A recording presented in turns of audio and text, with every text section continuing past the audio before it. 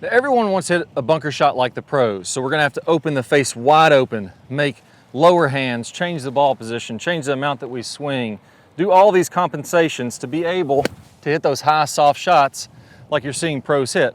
Now, that's a cool shot, but what I wanted to do is design a club that allows you to set up with your completely normal stock setup and be able to hit those kind of shots without any compensations.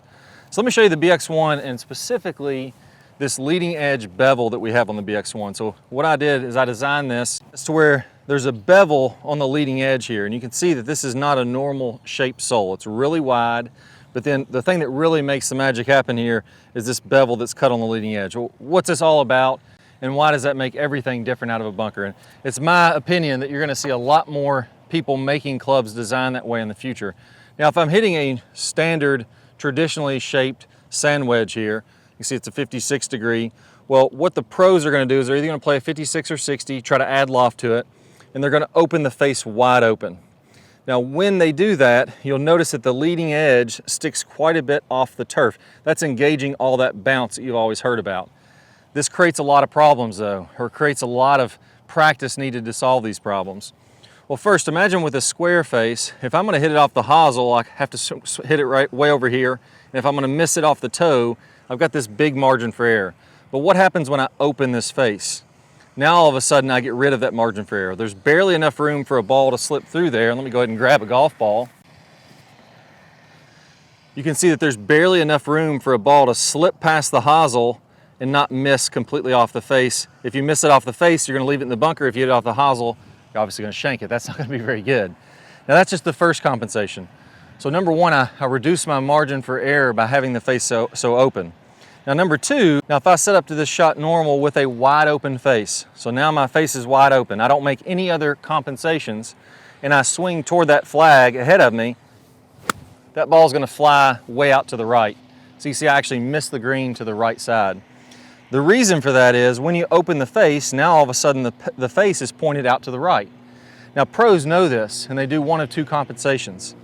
Number one, they could swing to the left. Well, how much to the left do I need to swing? Well, it all depends on how much I open the face. If I have a longer bunker shot and I only open the face a little, I need to swing less to the left. If I have a shorter shot and I want to hit it really high, have the face wide open, I need to swing a lot to the left to make it all straighten out and go toward the flag. Now that's fine if you're a pro, if you've been playing every day since you're 6 years old, you spent literally thousands of hours in the bunker, you probably have a feel for how much to open it, how much to swing to the left. Now, that's not that great for a recreational player though. Ask yourself, do you have 1,000 hours to spend in the bunker this next year? Probably not. That doesn't sound like a lot of fun.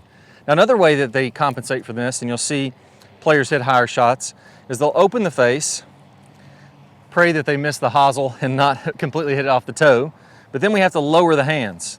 Well, the lowering the hands does the same thing as getting the face more to the left. So if you imagine, if I have a club with a vertical shaft, where's this face pointing? It's pointing out to the right. As I lower the shaft, I'm gonna go real extreme, now the face is pointing to the left. So if I have a wide open bunker face shot, I'm gonna have to lower the hands the right amount, if I don't wanna swing left, to get the face back toward the target. Again, how much do I lower it? It all depends on how open the face is. Now from there, with this pro style bunker shot, I'm also gonna have to swing more vertical, almost like a Ferris wheel, more up and down, and really thump the sand. And because of the high, wide open face, I'm gonna have to swing pretty hard. Well, how hard do I need to swing? There's a lot of different guessing games going on there. So if you're gonna be a great bunker player, like a player on the PGA Tour, or the best players at your local club, you're gonna have to know how to match up a lot of different things. I didn't even mention that you need to widen your stance width, play the ball more up in your stance, have your weight more on your left, and stay low the whole way through the shot, which is all different than traditional standard shots.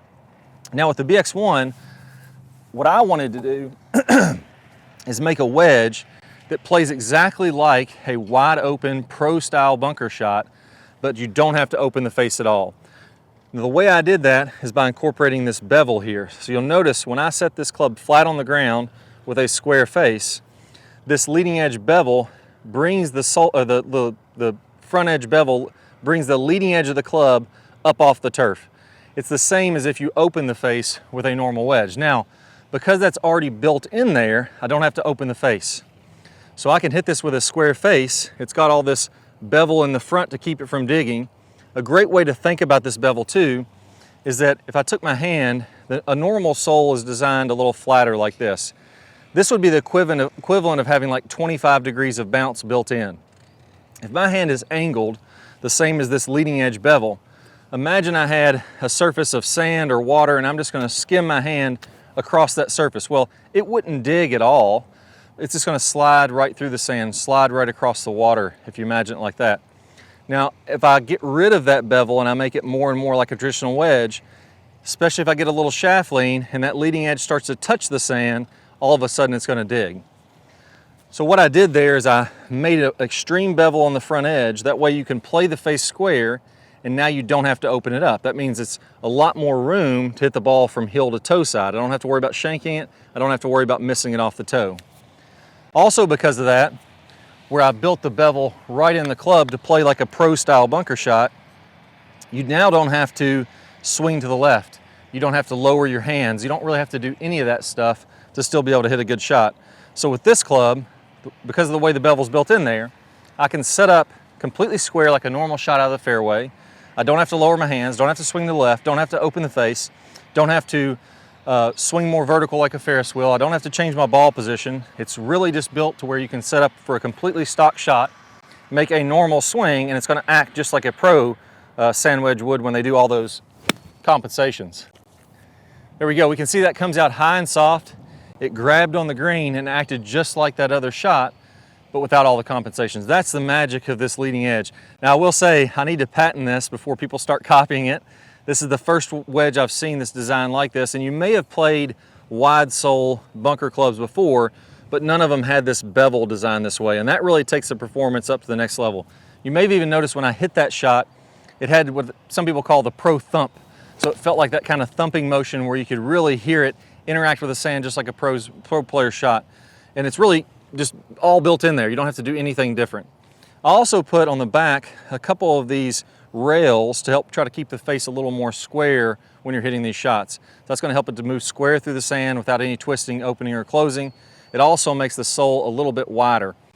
Now lastly, most wedges that you see with a vertical shaft, so you'll notice on this sole, the entire bottom width of it is flat.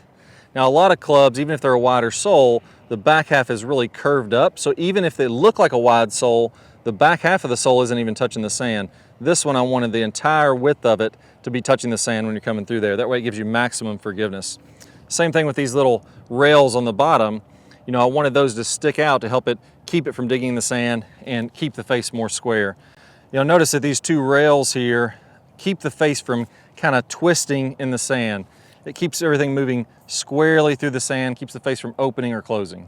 Now let me actually grab a ball and hit one with one hand and show you how easy this can be. Now I don't know if I'll be able to get it all the way to that flag, just hitting with one hand, but all I have to do is just thump this club into the ground, and the sole is going to allow it to dig through there and come out of the sand nice and high and soft. So you see, it's not a skill thing. You just have to throw the club anywhere into the sand behind the golf ball.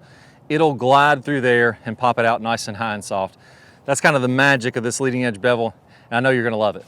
Now, if you're interested in getting your own BX-1, go ahead and click on one of the cards that pops up on your screen. Should be up in the top right here somewhere, or click in the link down below the description. These things have been selling like crazy. People are loving them. The feedback is great, and I can't wait to hear how you do out of the bunker. Best of luck with your bunker game.